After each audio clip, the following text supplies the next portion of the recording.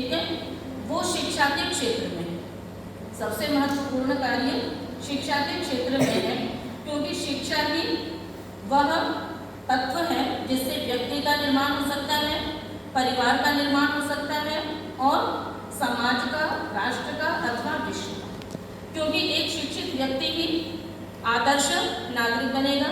शिक्षित व्यक्तियों का जब समुदाय बनेगा, वैसे तो परिवार हो जाएगा, है ना, माता पिता बच्चे सब में मिलकर के कहने को एक परिवार है, किंतु वस्तुतः जो एक सभ्य परिवार, आदर्श परिवार कौन कहलाता है?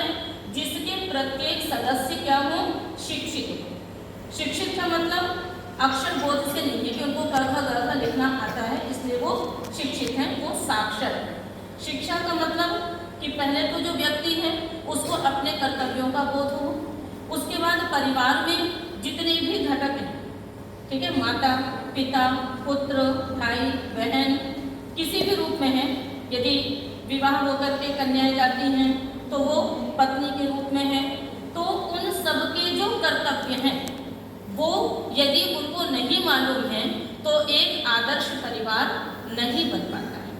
उसके आगे हम बढ़ते हैं समाज की ओर। तो समाज में भी यदि केवल साक्षर लोग हैं तब तो भाई हस्ताक्षर करना आ रहा है, बहुत सारी चीजें हैं, तो समाज बन गया। किंतु वस्तुतः समाज कौन सा होता है? जिसमें सभी शिक्षित हो। तो शिक्षित व्यक्तियों का, शिक्षित परिवारों का जो समूह होता है वो समाज होता है। और जिसमें शिक्षित न हो, तो शिक्षा का मतलब जिनको अपने अपने कर्तव्यों का, अपने अपने दायित्वों का बोध होता है, वही वस्तुतः क्या है? शिक्षित है। एक व्यक्ति है, उसके अपने अलग अलग कर्तव्य हैं, उसी के परिवार के प्रति अलग अलग कर्तव्य बन जाते हैं, और जब वो और उससे व्यापक उसमें आता है तो समाज में आ जाता है।